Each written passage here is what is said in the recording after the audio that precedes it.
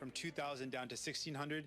We were able to stop that and make sure the help that Canadians get remains $2,000 per month. That's a major victory for Canadian workers and for Canadians. Secondly, we're able to now just confirm that the proposed legislation will include paid sick leave that will help millions of Canadians.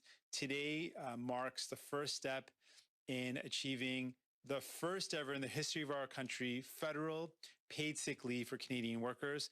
And it's the first step towards our ultimate goal of ensuring all Canadian workers have paid sick leave from now and forever. So today is a historic moment where we have, in the first time ever in this country's history, established a federal paid sick leave.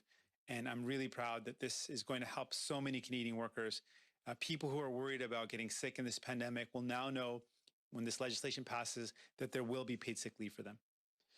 Donc, je suis tellement heureux aujourd'hui d'annoncer que le travail qu'on a fait, with the work we did and what we obtained. First, the Liberals had wanted to stop, they wanted to reduce emergency benefits by $400, so $2,000 to $1,600. We stopped that, and now we'll continue with the $2,000. So that's one big success for the people.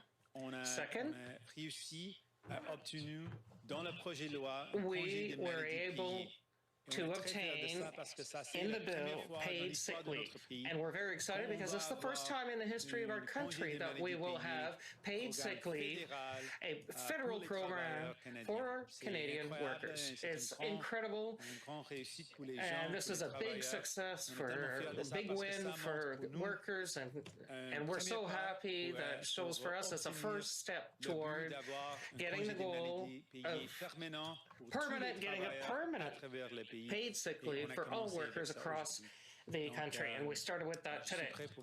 And now I'm ready for your questions. Take any of your questions you might have.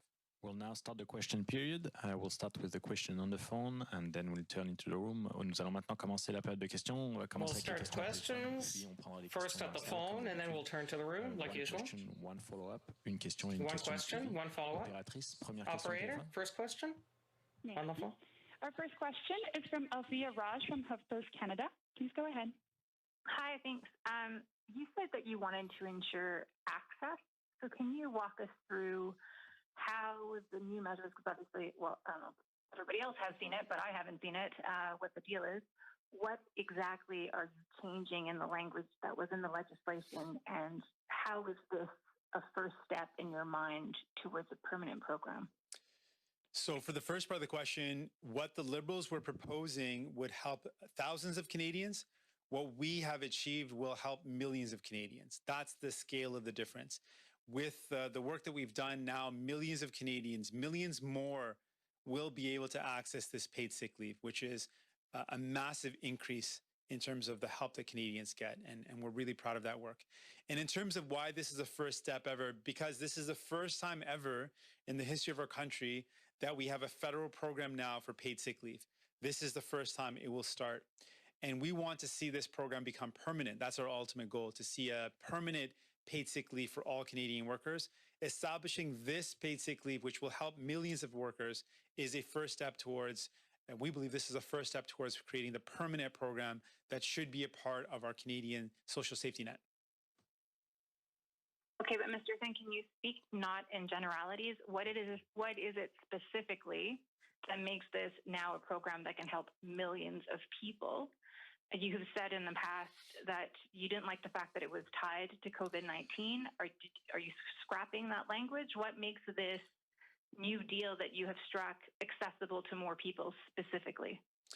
So there's limitations on what we can disclose, since this bill will be presented in Parliament. And for parliamentary privilege purposes, we've got to respect that. But I can tell you that is the definition. And because we were able to broaden it, this will now be accessible to millions rather than thousands. That's really the impact. And once the bill is made public and folks can review it, they will see what we were able to achieve was to essentially allow millions more access to this paid sick leave, when before it was only thousands.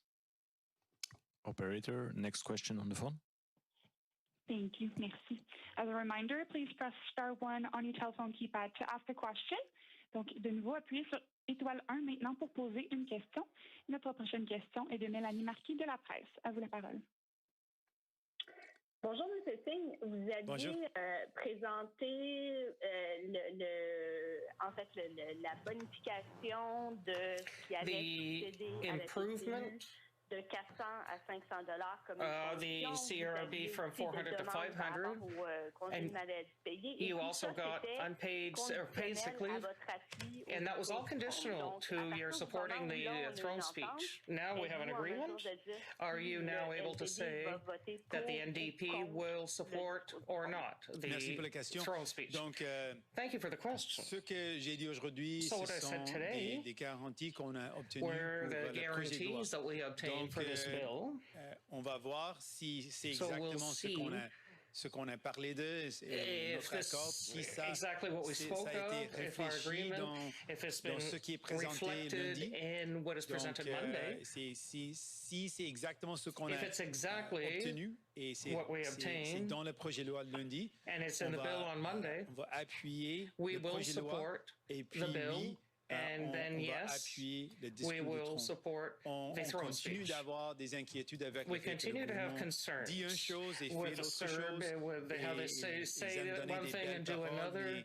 A lot of nice words, but not followed by action.